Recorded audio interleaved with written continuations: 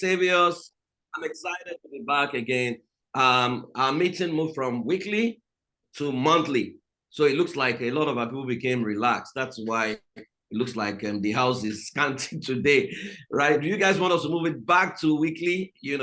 But I mean, we'll keep it at monthly because that was what we promised at the beginning of the year. Today is today. Now, I'm going to be telling you, giving you a background. What we're dealing with in the month of March is Palace Protocol, how to keep your seat at the table perpetually. Now, one of the biggest challenges a lot of good people have is not understanding Palace Protocol. Someone bossed me. No, I'm in a group, a media group, and then someone put in the group and say he's starting another project called Project Rescue Nigeria. So I said to him in the group that, are you guys not tired of Project Rescue? I said, by the name Rescue, I know you can't rescue anything. And then I said, Praise, you need to join. I said, I cannot join you. I've been joining groups all my life. Towards election, once it's 2 years to election, you guys are always coming up with something new. And none of you can rescue anything because you have not rescued yourself, right? And then they say, are you saying that we cannot? I said, because the people who rescue Nigeria, they don't make noise. I think good people are noisemakers. They love to make a lot of noise. And I have shared with all of you before. By the way, if you know House of Saviors members, wherever they are, please go and invite them. I have shared with you before how many years ago I learned, right? I learned the hard lessons that if we don't get involved in governance, we can't effect any change. See, if we like, let us gather 1 billion prayer warriors, all right? Because we love to pray, and I pray. If we don't show up in the place of policy, we will not change anything, right? In fact, I do not know a single person who went to Kennedy Goodall School of Governance, which our people love to go. My friend went there, paid a lot of money, who came back and won a local government election. Never seen any. So my friend and I, we said, oh, let us join politics in Nigeria and participate at world level. And we joined politics and we joined the world. And when I joined, as I got to the meeting for the first time on a Thursday, meeting was holding Thursday, I saw people with pot belly. They look like illiterates.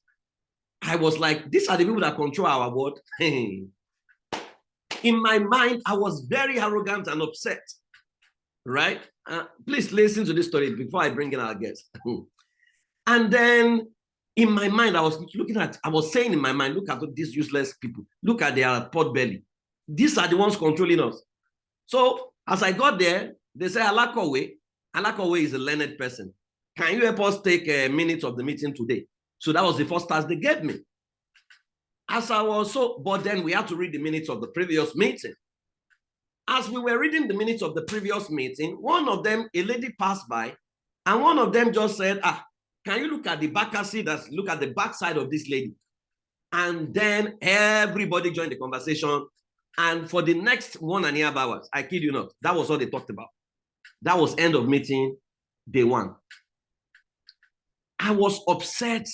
It was a waste of my time, a waste of my life. What am I doing here? And then week 2, I managed to convince myself we must change. Let me go. I went for the meeting again. It was another useless conversation. So I stopped going. I was very upset. About 6 months later, I was driving out of Ojodu, and one of the old people saw me. He flagged me down. Alakowe, how are you? We don't see you again. No? I said, sir, if you want to change Nigeria, now I understand why nothing is changing. Look at the conversation we're having. The man smiled. And he said something to me I will never forget. He said, whenever people like you show up at our meeting, we know we're in trouble because our guys at the top, when they see people like you who are learned and intelligent, they will now place you ahead of us. And that means that our years of toiling here is a waste. So when people like you are threats to us show up, we create uncomfortable conversation that will not make you stay, such that many of you stop coming and then we can continue to rule this place. He said what you should have done would have been to stay regardless of what is being discussed. He said when you pass the test of loyalty, power will be handed over to you. I learned that the hard way. So today, we are looking at Palace Protocol, and honestly, to get the right speaker for this, the right panel for this was tough. I wanted someone who understands rules of engagement, who understands Palace Protocol, right? And the person we have today is not just a pastor. He has a network of churches that he leads. He's one of my favorite people on social media. I'm always reading him.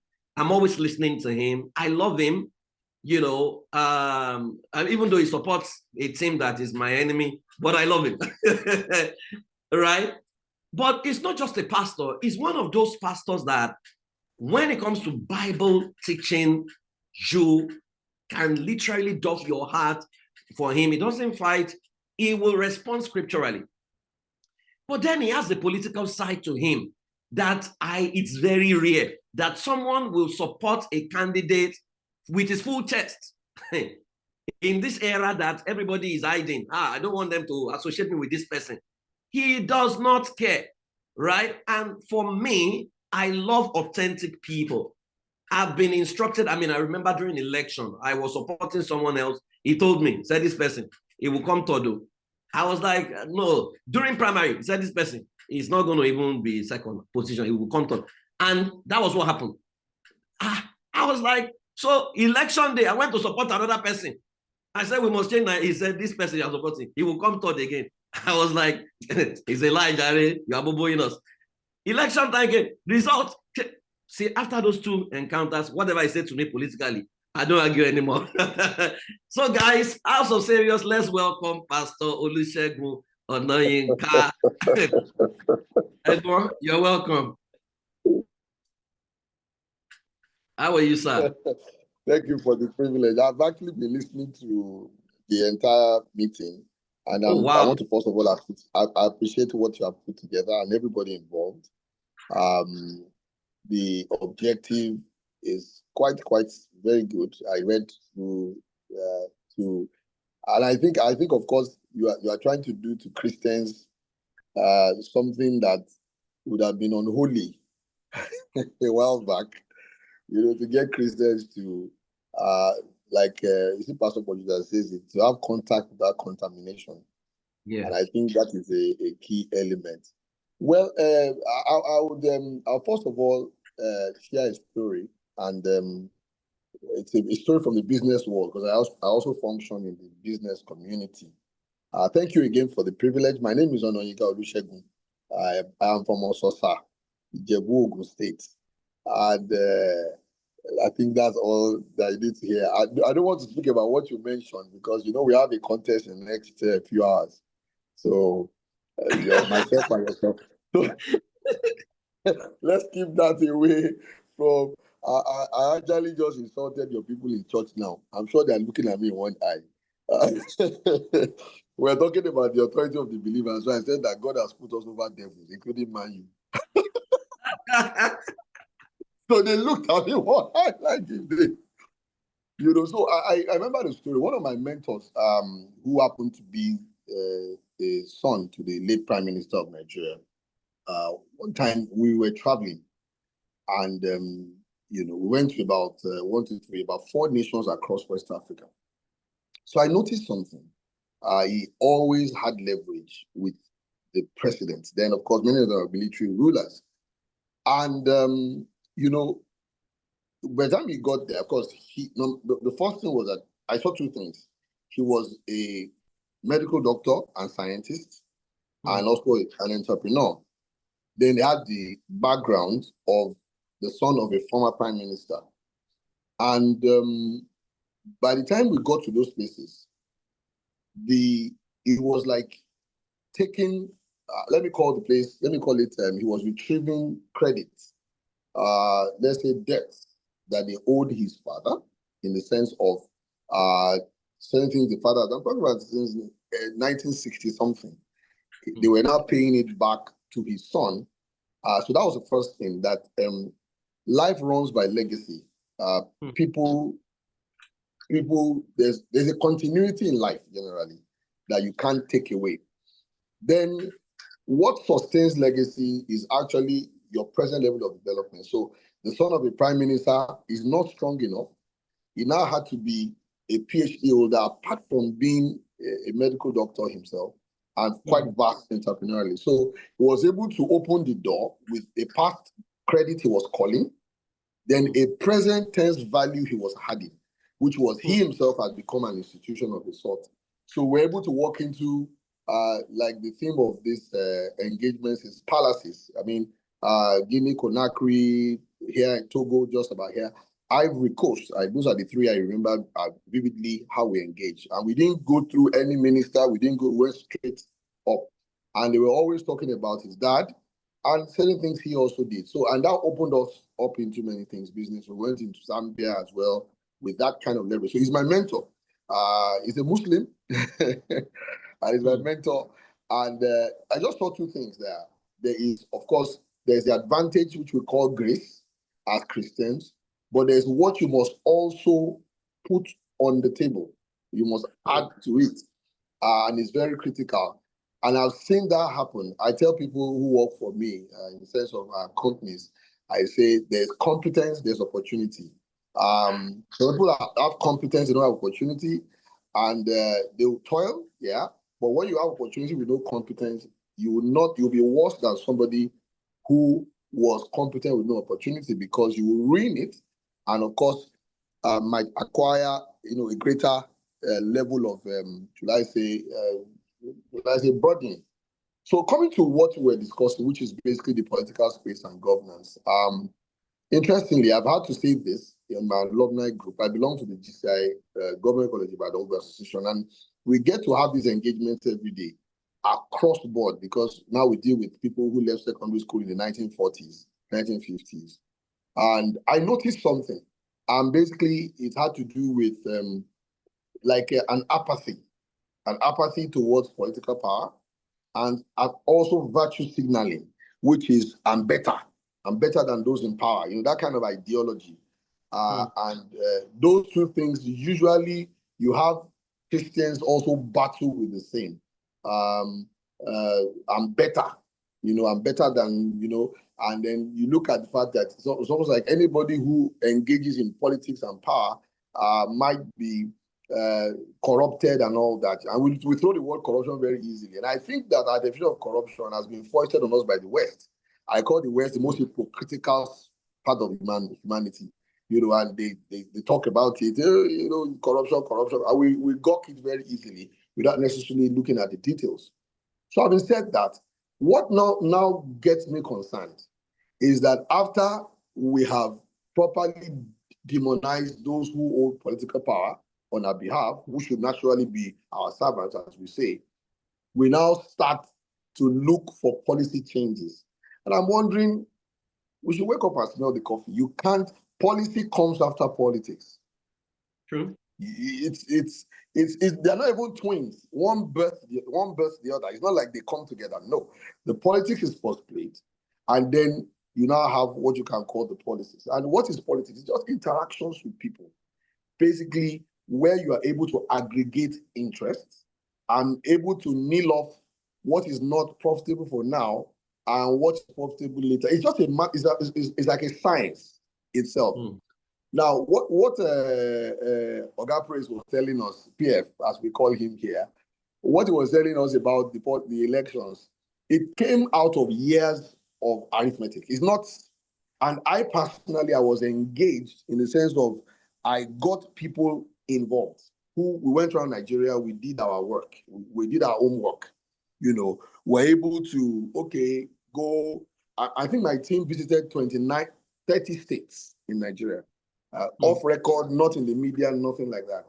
And of course, over the years, and we had looked at it, we had looked at the basic things that should be looked at, not the media. The social media maybe gives us like 15%, of what it is. But basically, I mean, before I even get to that, is the coming in. I am a politician. Let me say something someone told me one day, and I was shocked. A preacher, he said, saying I'm a politician is like saying I'm a prostitute. I was wondering what kind of view was that. He says it's like saying you're a prostitute. He says it's an unholy thing, And now, interestingly, I saw the person last week, and he has changed his views. But it's just funny how we, we see things. But I would say the first thing, like you said in the theme, is how do we stay in the game? The first thing, of course, is one should have, like in every field in life, there must be a leading light, a mentor. Today, I mean, it's debatable. The most respected political wizard in Nigeria is the present president. Yeah. And because, I mean, this is not about his policies, whether we like it or not, it's about the politics that he plays. But people fail to see that he schooled in Chicago just about the time Richard Daley was passing away. So he practically, the model he uses is a Richard Daley model of Chicago. That is what he used. That is why today, Richard Daley was mayor for 21 years, unbroken. Wow. And that system, he sustained it for 3 decades after. I can't account for the other ones. So you could see that he was tutored by real life experiences, not making speeches. I remember one of my friends was saying he doesn't like political campaign. They're always just singing and singing. I said, that is the essence of the campaign. It is not speeches. We don't get it. It's just to dance, abuse your opponent, throw banters, just have like a party, to show your popularity in that area. That's all. It's not where you hear policies. Nobody does that. It's not a church program. It's not a Bible study. That's not what they're there to do. So basically, when you look at the present president, who is my political mentor, both governance and politics, and I've adopted him, at least I can say, well, I followed him since 93, but when I adopted him was year 2000, when I knew, this man has something.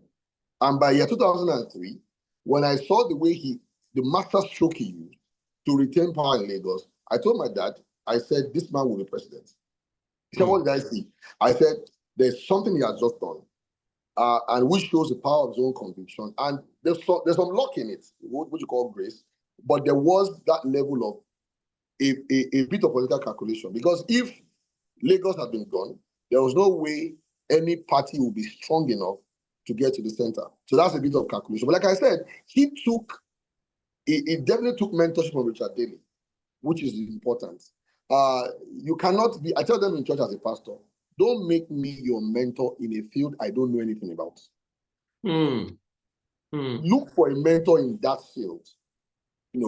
Any field. The person need not be speaking in tongues or believe in Jesus. That may happen later on. Look for a mentor in that field. I believe our present president was able to adopt that one. So the Richard Daley model has worked in Lagos. When they had this recent House of Assembly, people were making noise. I laughed. You don't even know what is going on. And I said that there was those who chose another speaker. The problem they had was, and this is what exposed them. The president doesn't think that way. You remove the speaker in Lagos West, and then you replace him with another person in Lagos Central, where the governor comes from. That shows the president can't trust your political expertise. You are laying foundation for failure. If they had gone to the president with a replacement from the man's senatorial district, it would be persuasive enough to replace him. But the fact that you don't know that basic fact means that you can't trust these people with leading that kind of place. And I believe the speaker that was reinstated saw that loophole and he pounced on it. Again, it's a long game. How would you take people from, you took somebody away from a district? They cover all those districts. And then you brought somebody from the governor's district. That makes, something you're not thinking through. Like I told a senior brother of mine, elder brother of mine, Reverend Tokumba, I said, before the elections of 2023, I told him, I said, the way you know Bible is the way this man understands politics. I said, the way you know your way around it. Is an art, it's science. There's how to go about it. So number one, like I said, is get a mentor in that field. To come to what PF was talking about earlier, I also witnessed something like that. Some believers said they were going to be governor of Lagos State. That was 2015. Okay. So they had prophecy like we normally do. They had all those things. So I now asked a question. I said, which structure are you using? They said they don't believe in that. I said, They said no, that God spoke to them and all that and all that and all that. Okay, and they will meet every time, they will pray and prophesy and all of that. And I told them, I said, you need to see people in these areas. If you look at scripture as well, there are people who own those areas. When I say own, I mean they've been there for years. Like you rightly said earlier, those who have sowed seed over the years, seeds, who have a legacy of a sort of the power that, that should I say, pervades the place. Now, you are in a game of power. It's not, you have to understand how it works. So, they didn't listen. The primaries took place and they scored 0. It was like, look, I was even saying to them that they won't give you this ticket. They don't determine who will be governor 6 months to an election. Nobody does that. That is something they will look at you over the years. So I said, why not go? What you need to do, and I told them the basic things you should do is, number one, what structure are you intending to build here? Okay, what do I mean by that? It could be your street association, it could be your estate association. There must be something you are also doing that shows you have a leverage of influence amongst people. Politics is about influence amongst people. Who can talk to who on my behalf? That is what it is. Who can talk to somebody on my behalf? So the first thing is mentorship. Who is leading you? The present president was mentored by 2 people that never attained presidency. One was Shehu Musa Yaradua, who was the leader of People's Front between 1989 and 1991, he now joined SDP in 1992. Now, of course, he took that extent because by that time, Babangida had banned all the UPNs and all that, so the new parties were formed. So there was no legacy party that came from UPN. So Tinubu definitely, whose mother was UPN, don't forget again, his mother was women leader under Awolowo. So he went to Chicago, learned Richard Daley. His mother was women leader under Awolowo, who mobilized votes for Awolowo in the Southwest. So now he he's in Mobile. He plays politics there too, because to rise, you have to understand boardroom politics. He has to, a lot of things will go on there. So he comes out in 1989, and then he joins People's Front. He can't take there's no legacy party from, what do you call it again, UPN. So he goes into People's Front, follows Yaradua, and from there, the whole thing dovetails into SDP. So the first thing is that he gets a mentor, which is Yaradua. But don't forget, eventually Yaradua doesn't attain presidency, but he has something. So it's like going on the back of Moses, then getting to the promised land eventually. It was Abraham's father that was going to Canaan. He died on the road, but then Abraham eventually fulfilled it. So that also really happened. Then Abiola came on, which is the fact that Abiola also was aspiring for president. He even won the elections and eventually didn't become the president of Nigeria. So he has 3 places, amongst other things, including his mom, that he's able to learn from their mistakes, learn from what they have done right, and also express loyalty. He's still very loyal to the Yaradua clan. He's still very loyal to the Abiola clan. And he's still a known name in Chicago. So, like you said earlier, sir, loyalty is critical. Extremely critical. So he has that as well. But don't forget that both MKO and Yaradua did not eventually fulfill their ambition. So that is the next step for you. You must learn. Where did they err? You must learn. Now, if you look back at Awolowo, for example, which I believe that the present president also learned from. Sorry, I'm going to mention him a lot because he is my own model. Awolowo also couldn't accomplish his ambition. And what was the reason? Well, a bit of being conservative, a bit of being, the politics was a bit narrow. By the time Awolowo got to know, which is 83, time had passed. You know, it was 83 that he now changed gear and took, somebody from Northeast now. But, at that time, things were already broad. So I believe that this man, the present president, learned from all those things. So the next stage will be, what are your learning curves? What are you learning? What are you seeing something? Are you paying attention? What are your learning curves? So now, what error would you say an MKO made? Well, MKO never had a structure. MKO came into power with money and goodwill. He was never a politician. They chased him away in 82 when he went to the president and he told him that the president is not for sale. So he left MPN, moved away, because, he was an anti-Awolowo initially. He formed Concord to fight Tribune and all of that. And he was one of the people that made Awolowo's life miserable. So, of course, they showed him pepper. He moved back and he went back to his business, got all the chiefs in Nigeria, became popular all over the country. That's not his structure. But it's a good name. He had the money. So eventually, by the time he was adopted, because when they did the primaries in Jos, it was forced, but it wasn't what do you call it, a majority. So himself and Kingibe tied, and there was Atiku there.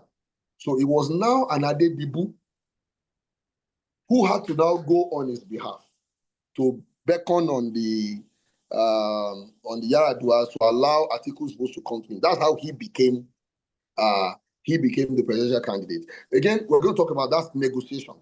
So they negotiated, and then eventually, funnily, Abiola made a mistake. Yaradua agreed that they should adopt Atiku or one of his guys as vice president. Unfortunately, Kingibe had fallen out from the Yaradua group, and somehow, because Kingibe had the governors, under him back then, and he had the party structure, Abiola acceded to Kingibe and made him VP. From that point, Yaradua, of course, was dissatisfied with Abiola and all that. But know where the problem was. He didn't have his own structure. He was lending from here, borrowing from here. He never built it. So by the time June 12 came, and then the what do you call it now? The annulment, he couldn't fall back on anything of his own. He had to be doing Nadeco on his behalf. So I believe that one of the lessons the president learned is build your own structure. It may take a while, but build your own structure. Whilst Yaradua had that, well, eventually, the game IBB played on them was, so interesting. So the second thing the president did, like I said, there's that loyalty within that caucus as well.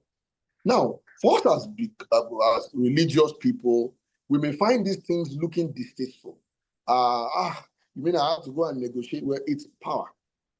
And because it is power, you will need to sit down and talk to every group that is involved. People who vote for power, they are homosexuals, they are atheists. It's a group. Except they're criminals, but as long as it's just people's beliefs, philosophies, ideologies, you have to respect it, tolerate it, and negotiate across board. Now, I happen to also have the privilege of leading my classmates in my alumni group, and I also walk along the alumni settings a lot, both within my school and outside. And I have to engage people of other faiths. And I have to engage them a lot. When I told someone last time, I said, do you know I contributed to the mosque? He said, eh? I said, yes. I said, I did. Because apart from the fact that I needed their support, I wasn't leading a Christian group. And that's part of my negotiation. He said, I said, it's not once, though. It's not twice, though. So, on the face of that, it's clear there's a negotiation part. So, coming back to what I said, the first, of course, is mentor. A mentor in the field. Who are you looking up to? Who? I can tell you a bit of my track record. I have had to be involved in sponsoring today about 9 people into government offices. About 5 I've lost. It's part of the game. 4, yeah. 2 are still there. There are 2 that eventually lost after they won, they lost again later and all that. And all of them are Christians. And what are the basic things I tell them, what I'm saying now? That look, it's a power game. You have to understand how it's played. Who is your mentor? One of them lost out. He eventually is back, but as an aide of one of the political office holders, and he's now learning something he never knew. When he was holding political office, he's learning. He said, you have to learn. And so let's take it again. The mentor. Then secondly, there's loyalty to those mentors. Not in the sense of always adopting everything they have, but loyalty in the sense of, because loyalty always counts in politics. In political power game, it counts for something. When we read Exodus 1:8, I said, the king that did not know Israel, Joseph, arose in Egypt, is basically a loyalty thing. So which means that all other kings or pharaohs before that guy, they were loyal to Joseph. It's a card that plays everywhere. It's a virtue you will need, eventually. So that's it. Then loyalty. Then third, it is being a master builder. In the business world, we have what you call subsistence business. You're just doing it to eat food, and that's all. But there's a business you will do when you are looking at establishing something that may outlive you. Politics is just like that.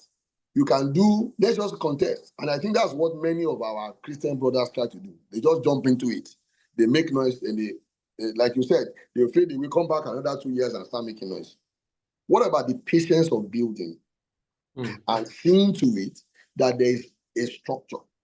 What is structure? Structure simply means what it is, structure. One day, we're having a convention in church. It was a workers' convention. So there's this group of people, we talk about Nigeria and politics in church. So I don't do it on the pulpit at all. So we're just discussing. So the person asked me, we're at a workers' convention. The person asked me, and at a workers' convention, we don't publicize it. It's just within. The pastor, when you talk structure, what is structure? I said, you are at this convention. I said, who invited you? Said, nobody. I said, did you see it in the media? I said, no. Are you here? He said, yes. Why are you here? Because I am a worker in church. And I said, that is what structure is. That's what is it. It is that network of influence that you have among different groups. Demography. The structure of establishment, where you look at established things. Market women is a structure. Area boys is a structure. Transport owners is a structure. Transport drivers is a structure. Students, structure. University, those are structures, established structures. Those who are bound by common things. So for us, we need to know how to aggregate those interests in whatever you are doing. You aggregate them and you are able to negotiate. A key element of the present president is this: he is a master negotiator. That's why they fear him. What does that mean? That means you are ready to let go yourself. You don't insist on something. He was going to be a senator. So he became a senator in 92, 93. So he was targeting Senate presidency.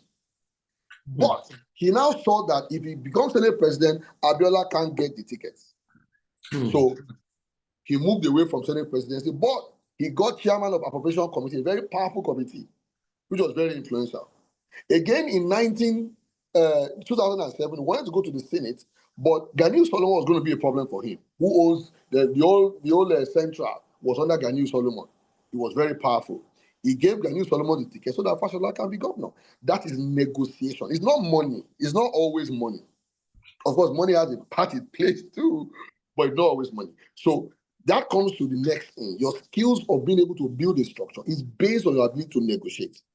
Now, you notice that in 2023, the election had a bit of ethnic and religious tone. And what was the reason? Normally, and this is very vital, sir, any country, after 8 years of a party, people naturally want something else. It's a calculation. After 8 years, it happens in America, happens in the United Kingdom. People just want, they just say, we want something else. So you are not, what can you harvest? In Nigeria, you can harvest anger, you can harvest religious paranoia. Man, they want to Islamize Nigeria. It's the structure. You can harvest all, it's part of politics. So that was harvested. But those kind of games don't last more than that season. The moment you don't get power with it, it won't come back to you again. Because obviously, because it's politics, you only play the game, it will now be obvious that it was just paranoia, which is what is playing out now. So a structure must be something that you intend to stay with for a long time. You're able to aggregate interests. There's the interest of the area boys. There's the interest of the Okada rider. They are part of the society. You know that the Democratic Party in the US, they just overplayed their hands. The moment Obama became president the first time, it was a shock.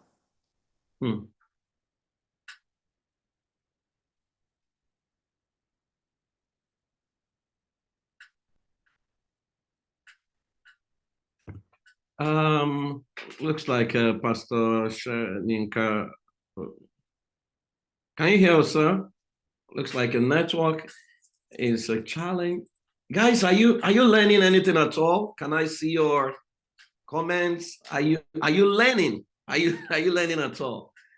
I'm sure you will get back. Can I see you on the comment box? What have you learned so far? I mean, this one, you I'm sure you can see why it looks like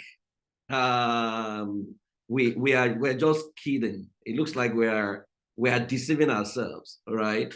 Over the years, and why we may never get into power. And this is applicable in every nation of the world. It's not just a Nigerian thing. In America, it's the same thing. You cannot pray your way in, or there's a method to thank you. Why? There's a method to these things. You can't just I think we are very emotional. We are too emotional, and then we speak all the Christianese, all the grammars. We are moved by faith. You know, we do funny things, right? And then we look down on the power blocks. The people who own the power, we look down on them. I think we just have a sense of entitlement and very arrogant at it. I mean, I'm taking notes. You know, that it's not, sometimes you may need to go back to school, right? To go and take some certain courses that can give you access, right? Another master's, another, you know, these things are the things they don't teach us. And so because it bothers me that you have 2 million people praying and they cannot translate to local government election. That's what we're learning here. You're welcome back, sir.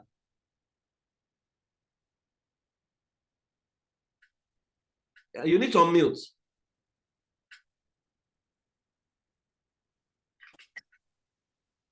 All right. Sorry, where did I go off, sir? You were talking about negotiation across board and all. Yeah, across board. I was talking about the Democratic Party in America, that they also, I mean, Obama was the first black man to be president. So the first time he became president, it was like, oh, it was a shock to the white supremacists. By the time he was going for the second,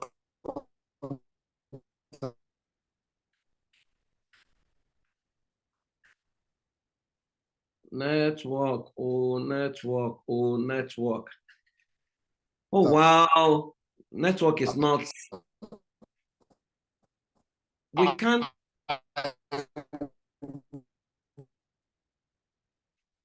Hello, sir. We can't hear you. We're still on the. I was in America. I had been in trouble. Is it my network? Yes, we can hear you. So you need to go back to Obama. We didn't hear that part. Okay, I said, you know, by the time Obama was going for the second term, you know, his first presidency was a shocker for the supremacist movement. You know, so by the time, of course, by the time I was in the US and I heard people praying against him in churches. So I knew he was going to be in trouble. So what he simply did was he reached out to a demography that you don't look at, the transgenders, the gays, and all that. They are also a voting bloc. So at that point, which he didn't use in his first term, it became, he's not gay, but it's politics. He had to negotiate along those lines. I think they overreached that tendency by the time it got to Biden, and now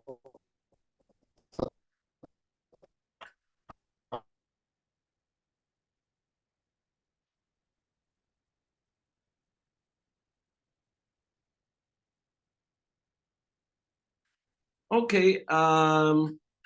Looks like network again. Do we need to pray for network to be good now?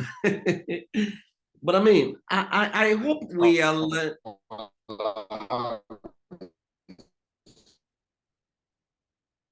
Pastor Segun, okay, so they are saying that maybe if you off the video, maybe the network can improve. But this is so brilliant. I mean, I love practicalities. I love things we can apply. So you can see that our work is cut out. There is no prayer that will make anybody here a governor next year. It's not going to happen. All right. It's not going to happen. Even if they. So now you understand why everybody will say, God told me I am going to be president, never became president, or never became governor. Welcome back, sir.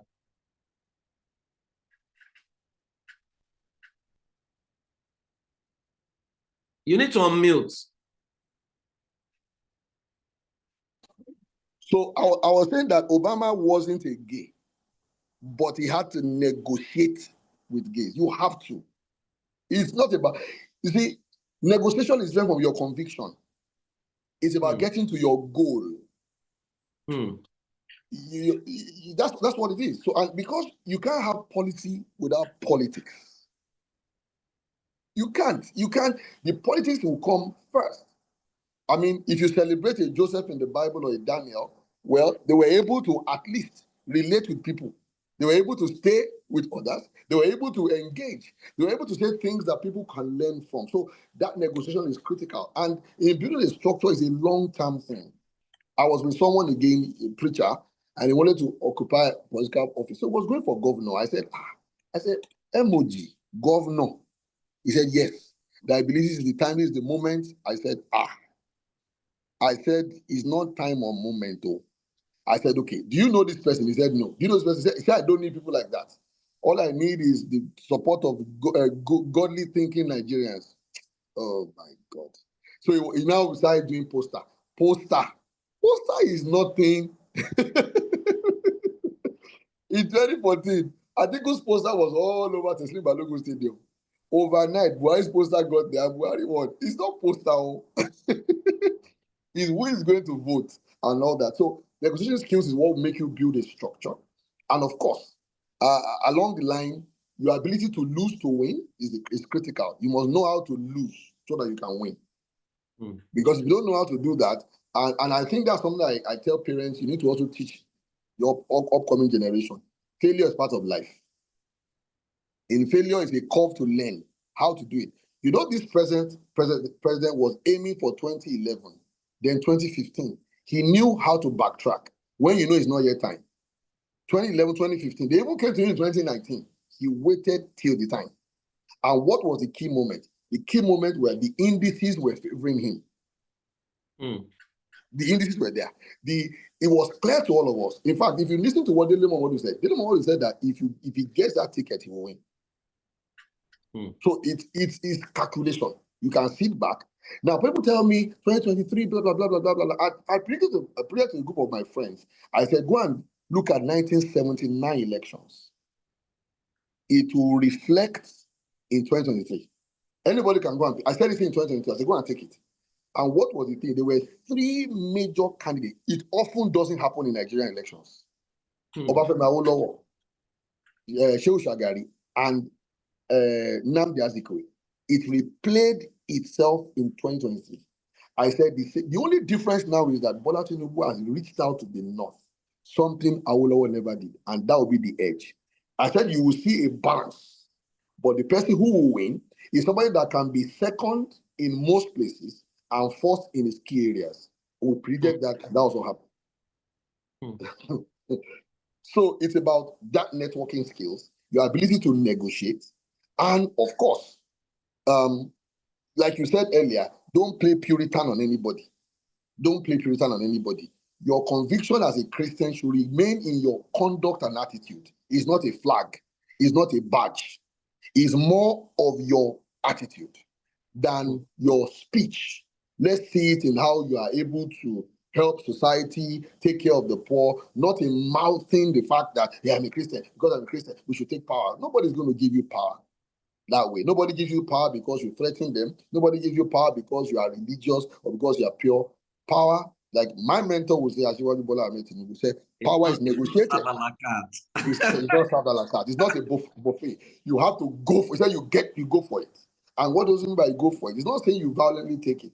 It means you are able to look at structure. Look at Lagos. People think he does command and control. No. The person who brought him into politics in Lagos, one of the persons is Baba Olusi. What they simply did was adopt him as a leader of a pyramid structure. There are things he doesn't want to do that he has to do because of that structure. He negotiates. So it's critical to also that part that you need to bring in people that know what you don't know. There are people that can talk to people you don't know. You know, and it's important. You can't talk to everybody. You can't see everybody. You can't know everybody. But you can have a thread that can go round all the necessary groups, and that is so critical. Then maybe finally I can add this is relevance. You notice I want anybody who wants to understand politics, go and listen to his speech in Abeokuta in June 2022. That Emilokon speech. You notice why Buhari came to call him. He said, Bola Tinubu, you have never lost an election. You are not in power. You have 6 governors. You have this number of senators. What are you bringing to the table? People are talking about coalition today. And they say, no worry, let's have a coalition. And APC is also a coalition. It was a coalition of people that had relevance. They had power already. ANPP had power. ABGA had a state under them. ANPP had a state. CPC had a state. And they had senators. ACN had states, senators, and governors. That is not just mouth coalition. You are bringing something to the table. So you must, over time, have acquired what I can call your own capital, what you can negotiate with. After a while, it won't be, I'm going to do something. It will not be a negotiation table. Negotiation, should I say, indices. This is what I have to contribute. This is what I have done. So, which means that all of us need to build that capital to that point. Okay, this is what I can do, you know, to influence things as well. So I think that also plays the part of, let me go back to the one I said earlier. I didn't say on it enough. Learn to lose to win. I think that is the part about Olowo, with all respect to him, that he probably didn't master. Learn to lose to win. Bola Tinubu learned to lose to win. It's key, but he retained his base, but learned to lose to win. And there's sometimes in politics, you are not there to win, you just want to show presence and influence. To say, you know what, I have this much influence. And at that point, your game is 8 years, but you play the first 4 years to lose. And in that loss, you will gain sympathy. In that loss, you will get people who will stay with you. In that loss, you will have people who know how strong you are. They will bring you to the table. Okay, what can we give you? That will play a game. You are going 8 years. Then the 8th year, you can now look at it again. Of course, like we say, politics also requires a lot of research. A lot of groundwork is done. If you know the kind of research they do with Tinubu, you'll be shocked. I'm saying research to the letter. I work with their research team, so I know what I'm saying. A research that a research that is deadly. Almost figuring what every household would do. So there's a lot of research that goes into it, because human behavior is a science. Yeah, you can predict it. You can predict human behavior is a science. You can say people will go like this. They'll go like. That's why I said that the card that was played in 2023 that brought in the church can only happen once. If you lose power, if you don't get power with it, it will naturally disappear.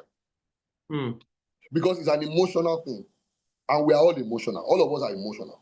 But our emotions have a time span. Afterwards, why was I even angry, sir? How was I? You start to rethink. So, hardly do people sustain it for a while. So, I believe that those are key things, you know, and maybe I should add this so I can take questions there. Any Christians need to be long-term runners, long-term planners. You don't get power in 2 years. It's not done.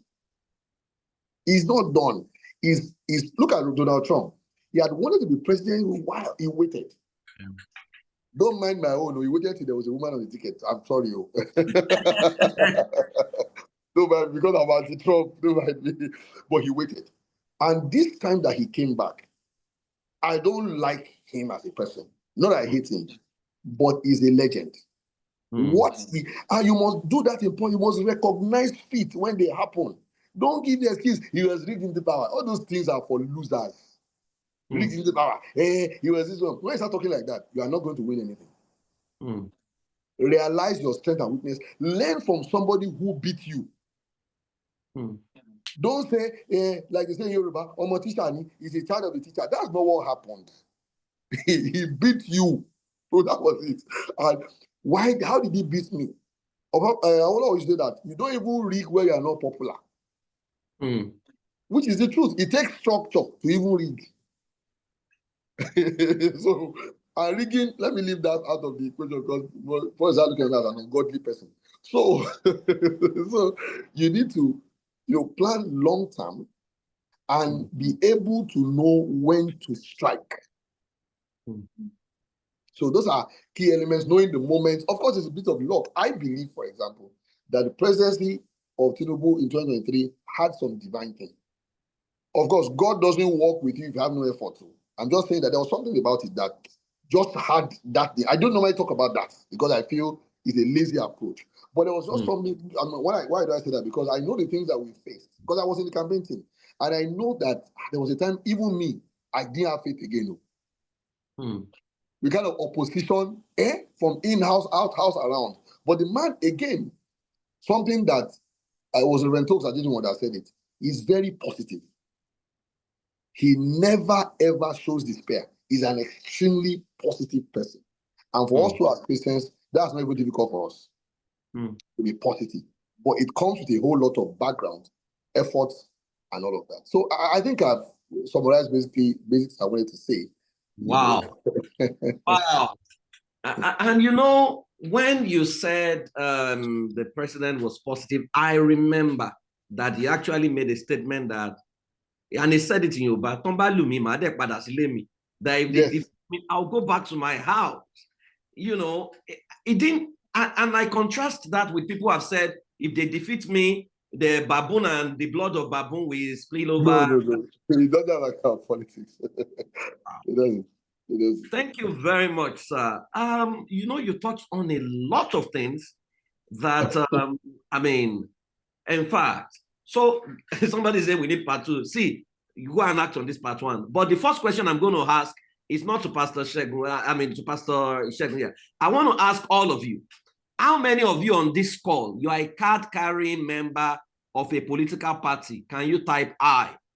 If you are not, can you type nay? You are not, can you type nay? If you are, can you type I? Okay? Can we see ourselves now? Nay. Okay, Godfrey, nay. So you can see we already lost election. All of us are. No structure. We have no. Can you see the problem? Right? So the question is why? Why? You don't have we don't belong to anything and we want to rule. Are we not praying amiss? So the first question I want to ask, sir, don't you think that this idea of miracle has kind of affected our people's ability to do long-term planning? Because if you know that, hey, God of instantly, you can get it now. So we naturally think that we can bully our way, wish ourselves, pray ourselves into every situation. You know, how do we have to begin to unlearn this whole idea of, you know, it's been prophesied. I mean, I remember I was I was called into the campaign team of a Christian brother wanted to do election, and he was saying at the meeting that God told him he was going to win, and that his speech at Eagle Square on swearing in day has already been written. And I remember I had to ask him a question to say, okay, so what platform, just like you are, what platform? And they say it's a new party. I say a new party. And I tried to give them my idea of, because I was in CPC, of how we formed CPC and we're all excited this man was going to win. And then we were doing litigation, infighting, all through in fact, we were like, why are we fighting against ourselves? We didn't know that they had infiltrated. I didn't know about infiltration. But I noticed that after the election was lost, all the cases in court suddenly went down. They were withdrawn. So I was using that experience to share with them that, this new party is going to be infiltrated. Oh, they said, no, I didn't have faith. So I kept quiet, right? And of course, we knew how we ended. So is it that we have this sense of entitlement that, oh, we have God, we have superiority, and how do we begin to undo these things, sir? Well, like you said, I think you've answered it. There is that tendency, even from scripture. Riches don't come to people because they prayed. It's not where in scripture. People talk about Solomon, but Solomon had things he was giving and exchanging for wealth. In the four gospels, Jesus had miracles of fish and all that, but that was no wealth. The wealthy man, who interested was a rich fool, was because he was able to invest, and it took him a while. So, in the same way and the same vein, I think I must learn from, leverage from what you have said, sir, that there is that tendency of it must happen now that has affected us. We must learn process. And we must also learn that using my brain well is also a miracle. Brain in my head is the power of God. You know, in the same way, divine healing is both supernatural and natural. We must, the two, when the natural and supernatural work together, it's the best combo. But the natural is important. It's God that gave us those things. Like a friend will say, he says, Shegun, statistics is God-given ability, and it's part of human. You must know statistics. If you're a pastor, you don't have statistics. How do you even know what you are doing? You must put things at number one, number two, number three. So I believe that should play a role in us being able to take time. Now, when you talk about joining parties now, in my alumni group, we ask the same question. And we're all talking about changing the country. This is not even a Christian group. Over 90% did not join any party. So I say, we're not going anywhere. Political party is not a gang. It's not a bad gang. It's not. At least just 8 years ago, for 8 years, a Christian pastor was vice president. His name is not removed from the book of life. He has not lost his salvation. It's just another part of human existence. So I think it's key that we join parties. Also, which one party should I join? I don't know. But which one do you think fit what we have discussed here? Don't just go and join parties that are just nice names. Nigeria Renaissance Party, Nigeria Restoration, although that's not the key. Look, what's the structure on ground? What can I infuse my ideology? Now, when we talk about political parties, their debt is not true. Like PF said earlier, it's about, you see, ideologies are made by people. If you build your own structure and you network with people like you, don't forget, they don't have to all be believers, Christians. You will get that ideology in the front burner like you want it to be, but you must pay the price. You can't use people's effort to promote your own ideology when you're not going to put your own your own efforts in. So I think that idea, like you said, of we want to get something, we want to get something, we want to get something, it won't work. Immediately, we have to take time, we have to negotiate, we have to build, we have to lose to gain, you know, and we have to be as embracing as possible, as much as possible, you know. And again, I think we are just being hypocritical. If you work in the business world, you interact with people of different faiths, and you negotiate, you make money, you move. Anything you do is the world is not the church. And we have to realize that Nigeria doesn't belong to the church. It belongs to Christians, Muslims, idol worshippers, everybody. And if you are going to run the country, you have to know how to relate with all of them. So that's what I'll say, sir. Okay. My second question, I mean, before I go to God's will, is that how do you survive bullies? I mean, I see them bully you a lot. I mean, I'm like, how does this man? Because part of the thing is, I remember when Oshibajo was in power, I know people who were saying that he should resign, that he's already he's joining them to compromise. And I'm like, if he resigns, who will take over? I mean, you guys don't even understand that if that is number two, he still has opportunity of becoming a number one if anything happens, right? Why are you guys always thinking? I mean, it happened in America when the LGBT thing was passed into law. A lot of religious people resigned as judges. And I'm like, who are the people that will take over? No, we don't want to. So, and I think that many people claim they are good as selfish, as it were. So how can, so it's going to be twofold. How do you survive people? So if I mean, I'm APC, I am a card care member of APC, right? You know, if I join a party now and I say, this is my party and I'm supporting my leader, there's a tendency that people are going to come after me and they're going to bully. How do you survive They that? will. On the other hand will be, how do you survive palace inside you are inside the palace and then you are seeing a lot of things that, so let's say there's a meeting now and then young girls are brought in for politicians to sleep with them and you are there, right? How do you, that's a question a lot of people are asking. How do I survive that scene? You know, Okay, sir. Okay, sir. Let me answer the first one. The first one really is the bullying thing is just, I don't generally just send, really. I just think that it is a tendency for human beings to manipulate you according to their desire. So it's not my problem, really. For me, I think the key is your conviction and what kind of ideology you have and how you think it should be pushed. Though usually I view anger as self-righteousness. Is when you feel you are better than the other person. That's why you get unnecessarily angry. We must learn to tolerate each other and accept people. Now, there was a guy who is a member of our church in the US. So he happens to be an obedient fellow. So he was a bit distraught when I saw him before the elections. That was in 2023. So he was like, Pastor, I think Peter Obi is going to lose. Who was feeling bad? I said, well, I know he's going to lose, but that's not why you should drop your conviction for him. I said, stay with him. You know, you will learn from this experience on how to build what he has and don't throw away your conviction. You believe he's the one that can only say, I do, sir. I say, then stay with it. Don't mind how people speak against it. It doesn't matter. Everybody is selfish that way. So don't bother your head. Stay with that. So I think it's a case of conviction. And when you are really persuaded about a tendency or an ideology, that's what it is. It's nothing. Human beings are like that. They are always rational. So you don't give your head that kind of stress.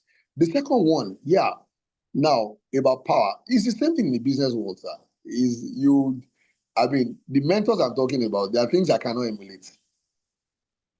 I can't mention those things here because that would be nice, but there are things you can't emulate. You must have a firm conviction of where you are going as well. And don't forget, it's of this world. It's not church. It's not church. So because it's not church, you look at it. Okay, let me mention this that we did when we were trying to look at the takeover of government college by the Oba Association. We had tendencies, and so I was brought in to what can we do? We did some very serious politicking that even people did not know that we were doing it, and eventually we influenced power to give us a school. So some politics is not dirty. It's just you being able to play your game. But when it comes to things like corruption and all of that, again, I would say that it depends on what kind of verbiage we are using. If you look at America and United Kingdom, they give people things to vote. So anybody who is saying it's peculiar in Nigeria is not true. But now, again, the thin line is now drawn on what does your conscience permit. If it doesn't permit it, let it go. But the issue here would be your conviction can make you have contact, and you're not contaminated. And at the same time, don't go and play Puritan or virtue signaling. No. But whatever role you are given, endeavor to do it within the ambit of your own conviction. That's all to it. That's all. You are relating with people. You are not their pastor. You are not their leader. You are not their moral leader. You are a political leader, and so be it.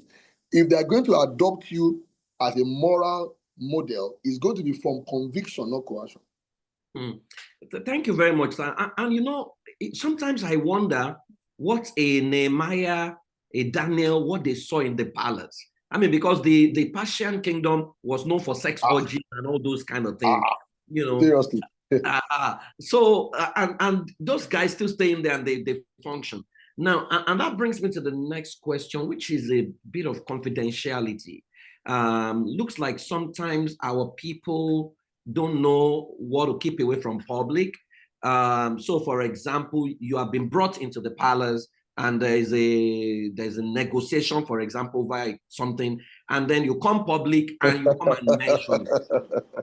And I mean, I'm looking and I'm saying, is it that we don't understand what to keep away from public, or we must announce everything? And it looks like a lot of people lose out from power because we have the tendency to go and announce publicly, you know, what should be a back-end conversation. Again, it's virtue signaling. Is you trying to show you are more moral than others. And that's why I said it puts people off straight away, because it's hypocrisy. I think it's one of the things you have to learn. Know how to keep quiet. And know how to keep quiet very well. In fact, even in life generally, as one grows older, you will know there are things you don't say. So talk less of when you are now in a potpourri of a lot of human beings. You must know how to keep quiet, and I think that's it. Except when it comes to you, and you need to clear yourself. There's no need telling on others. That's not good human virtue. Don't tell on other people. It's nothing. That's not a virtue. Telling on others, oh, they did this. They did not do it to you. So that's all to it. Except, like I said, we are within the confines of religious authority, where you're in church. But when you are in that kind of terrain, okay, I'll give you a story. I was trying not to share it. There was this brother. He came to one of my egbons, who is also in politics. He used to be a chairman of local government in the 90s. So he's a Christian brother. They gave him an office. It's one of these Nigerian corporations. So usually that seat, they'll give you a contract. There's a contract to supply, let's say, tissue in all their branches in Nigeria. So it's a way they compensate people at that level. So this guy now said, the person that was before him quoted, let's say the person quoted 20 naira. He now said when he got to the market, he found out it was 5 naira, that he was going to quote 5 naira. So the guy said, you want to quote? Yes, he's going to quote 5 naira. That why should he quote 20 naira? So this my boss said, must you take the contract? He said no. Leave it. Those that can do it at 20 naira, let them go and do it. If you go and quote 5 naira, do you know how many enemies you are going to raise? People before, 10 years before, were quoting 15 naira, 18 naira. So you just leave the contract alone and face your job. Or else, let me quote what that boss said, you will need more than one angel. So stay off it. So you don't open your mouth and start to talk. Professor Osinbajo, there are many things he cannot say. And this life is like that. There's nothing you won't be able to say. And it's not that you are covering up evil. It's just that you are being a decent human being. And that's what it is. Okay. Gottwill is asking, how do we start on learning the earlier Christianity fundamental teachings that brought Africa where we are today? It does appear Africans have been scammed by the wrong teachings that has consistently continued today by young and old men with no visible changes among the laity. I think he must be talking about, some of the things you have talked about. For example, definition of corruption, definition of engaging. How do you engage with the concept of don't be unequally yoked with an unbeliever? I think some of those things have been So I don't know if you have any response to him, sir. Well, I think it's still a question of, though I must mention, pastors they have a very sensitive role there. They can't be political on the pulpit. I am never on the pulpit political. I don't show it at all because that would be an abuse of privilege. So I don't do that. But off record, we can talk about it for 10 hours and throw banters, exchange ideas. I think it's a question of the kind of doctrine that is passed across. Within the churches, if in fact, we've demonized even wealth. There's an extreme. There's an extreme of everything is about money. Another extreme is that if somebody has money, it must be the devil. You know, it's always an extreme, and both are evil. Then the same way, you look at the fact that I say to people very easily that you cannot make wealth by prayer. It's not biblical. You have to find how wealth is made and go and find out. I just told you my mentors. In fact, except one, all my mentors are not Christians. So that is it. So I think if we need to take the responsibility of making wealth from the church and say it is not your responsibility, and we won't prophesy about it. We won't prophesy about the next president. All those things will be off our table. We'll just guide believers. You know what? Get involved in these things. Make sure your character is unblemished and all of that. So it's a long walk. It's going to take a while. Look at the last elections. I didn't even know until I was told that people were doing videos, they were prophesying, there were a lot of things going on, there were a lot of God said. Look at the one that happened in Ghana. I was so embarrassed that the man said, if this person doesn't become president, he's not a man of God. Must you say that? And I knew a bit of the Ghana thing too, because one of my friends, he played a role through there. So I knew Mahama was going to win. I knew he was going to win because they gave me all the indices and all that. And of course, Mahama is Asiwaju's mentee. That's what is called soft power. Asiwaju uses soft power in Africa now. I don't think we have noticed it. He has soft power in Africa now. He's influencing decisions in Africa and getting leaders to learn from him. It was like that under Obasanjo last a bit, but it's getting more prominent now. So I think it's something we have to all eventually learn. Yeah. Thank you, sir. If you have any question, please kindly ask, because I'm about to allow Pastor Segun. But I have a question. Yes, sir. Let's say someone on this call is called into power now. Let's say they give anybody. I mean, maybe you know someone, because sometimes you get roles because your person is in power, maybe an uncle, and they invite you and they give you maybe special assistant. You know, the general thing is don't take it all because they're going to compromise you. You don't have power. But I always think, hey, it's an entry. It's a way to get in the game, and maybe you'll use it as a learning. What would you be saying to someone who gets that opportunity to say, okay, become a special assistant or become a special advisor? What would be your counsel to that kind of person? My counsel is that as long as it fits your skill set and your capacity, go for it. I've had a good number of people, like I said just now, that I have personally mentored into those kind of positions. So you should take it and learn all you can learn. And if you have an interest in politics, it's a way to build it. The Prime Minister of Blue Economy, Oyetola, was working in Lagos in a parastatal till he became governor of Osun. Jide Sanwo-Olu, who today is the governor of Lagos, was a commissioner. He was brought in by Femi Pedro. They worked together at the First Atlantic Bank. He became a special assistant, became a commissioner. He's now governor. That's how it works. Ambode he was also working in the parastatal. That's how it's going to work. Same as the deputy governor of Lagos, Dr. What's his name again?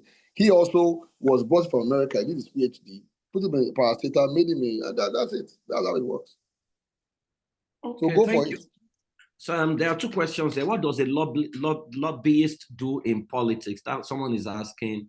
And then the other person is asking, in our failing forward and learning to cope with failure, how do you know when it's time to let the ambition go? I'm not sure I understand that question. What ambition are you talking about? But someone is asking, what does a lobbyist do in politics? A lobbyist is, well, in America, sorry, PF, you call it lobbying. what we call bribe is what you call lobbying. You and I know what we are I didn't want to say. You and I know what we are saying. But a lobbyist is somebody who is able to talk to different interest groups and able to pacify, motivate, and get them to agree with a tendency or a direction you are going. It could come in form of remuneration, could come in form of benefits, it could come in form of, sometimes it's just platform, negotiation. So a lobbyist is a negotiator, basically. And every politician is a lobbyist. The fact that they can come and campaign means they're lobbying. Okay. The person has clarified that ambition, except for example, in the case of Atiku. At what point do you Well, if I say that, I'll be talking from a biased opinion. Atiku is my opponent, so if I say anything, it won't be fair. But Buhari was contested 4 times and became president the 4th time, so there's nothing that stops him from going again. Even though, just let me shock you, Atiku's is the head of his media campaign. He's my friend. We throw banters, we're classmates, we talk a lot. So as a Muslim, there's no enmity, there's nothing. We play politics of our alumni association together, we do it together, and we just laugh. So I think, well, if he thinks he can go for it, he can, but the person in power, well, about you call it today, sometimes you can shift. Look at Natasha. Even though today she's controversial, but Natasha used to be for governorship. She lost. She now found out that strength was in her senatorial district and she was going to win. So she came back to that. So sometimes it's just to recalibrate your direction and you get where you're going to. There are other people in politics today who were planning to do something else, but they've seen that, well, I think this is where my capacity is. It's just being able to calculate and be realistic with yourself. Yes. So is it correct, and this will be my final question, that yes, at the highest level, these politicians are not enemies, they are friends? Because people have lost friendship, people have fought themselves over these guys. And I think I saw you posted something about Nashata and Akpabio. Don't be surprised if you see them dancing together tomorrow. But people have carried placard, people have... so is it correct that at the highest level of power, there is no... everybody is the same? They will dance together. The truth is that I think we as Christians need to understand that part. Not just Christians, even the new generation, that politics to politicians is a competition. And maybe because of my training as a lawyer, we argued in court. We go, you see, we argue like this, and they go and take beer afterwards. So it's the way politics is. We can, I remember one time like that. My friend who heads the Atiku's media team said that one day that they were talking to their boss. So suddenly one of them started to lambaste Tinubu. That was years back. And then Atiku's face just changed. They were wondering, this is your enemy that we are speaking against. So his son Adamuna said, no, don't talk about his friend like that. So really, we are the ones that get round up. Whatever is happening at the Senate is politics. And everybody is playing a game. They eventually are family friends. There was one day like that. I don't know I think it was Ribadu's daughter getting married, and somebody, maybe Tinubu was father of the day. Atiku was. That's how they are, and it's just a game to them, a contest. Sorry. Wow. Okay, so guys, I think we need to get to that place of power so that we stop being foot soldiers. Yes, sir. Yes, sir. Someone is that okay? Looks like when people get to power, how do they negotiate in putting people that will perform in critical roles in the economy against certain people who are not very capable in that particular field? Well, you have to look at. Let me say this. I have to run, but let me say this. In politics, you don't just look at competence. You also look at the capacity for political power. Because if you go for competence alone, as touching maybe a technocrat, you are going to lose political power, and whatever policies you want to implement, you won't be able to do it. So you have to know how to marry everything together in that sense. There are critical sectors you may just have to retain with those who are experts in those areas. There are sectors you'll have to mix it so that you can retain power. And then, so capacity for the field is critical, but political power is also important. You don't take your eyes off that. That's too idealistic, and this world is not ideal. Yeah, I agree. And I think I had even mentioned there that sometimes some positions are pre-negotiated before people even win election. And then you have to use them to settle some interest and just look away sometimes. Thank you very much, sir. Okay, what will be your final? I know we have to let you go now, but thank you very much. This has been so powerful. I have sent a message almost immediately to a couple of pastor friends I know that say, hey, why are you not inviting Pastor Onoyinka to come and help you deal with all this? Because you are talking politics in some of your conferences, and you are bringing people who don't understand politics to come and be talking theory, right? So what will be your final word to all these people who are listening? These are all leaders. You know, your son-in-law is asking me, saying he has a question. Go and ask your father-in-law directly. That's what I mean. You know, I know that his wife used to be in the Saints community. He got married. Oh, okay. Go and ask. Looks like his question is. Pastor Shegun, do you want to take his question? Okay, let me hear it. This critical knowledge is essential for Nigerians, and I love to explore how we can dismantle it effectively.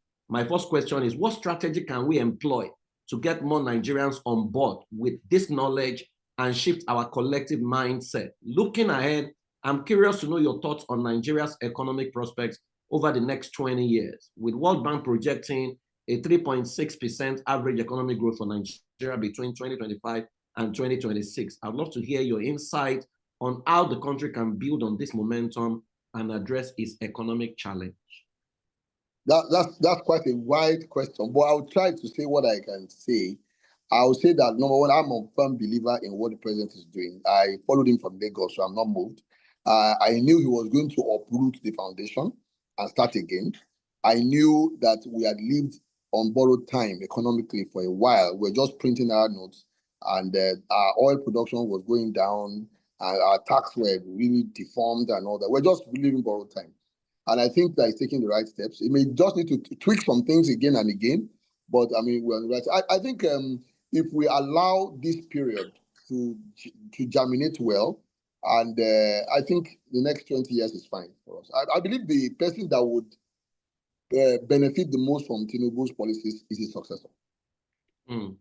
That's how it happened in Lagos as well. So I believe we're on the right track. Okay. So how do we get other people? Well, what PF is doing is what we can do. Things should be organic. The moment things start getting too formal, you lose the virility of it. It's organic. People want to hear something, they get to know. The next time I believe another subject comes like this, people come around it. And it's all inclusive. So I believe with time, people would, the damage has been done, really. Politics is evil, it's not, all those things that have been said are just damaging. But with time, it will be restructured. I believe that that is happening already. Thank you very much, sir, for honoring us. We are so grateful. God bless. There's a question here that wants to be, what would Jesus do as a politician? Interestingly, Jesus' politics is not of this world, it's just for this world. And he didn't play that kind of political role. But you notice that the kings of Israel were also politicians. They dealt with people. They were able to relate with policies and all of that. So that's what I can say about that. Thank you, sir. And thank you for the privilege. I'm so honored to be invited here. And may God keep blessing this youth forum and keep empowering us in Jesus' name. Amen. Amen. Thank you very much. We're grateful. Okay, House. Thank you. Please, let's appreciate Pastor Shegun Onoyinka. I hope we have learned again today. Guys, this is a meeting. You need to get on the YouTube and listen. There's a lot to unpack, right? In here, I think in models and strategies and frameworks, and I can literally see a roadmap, right? What the action points are clear, right? Find a political mentor, begin to join an existing platform.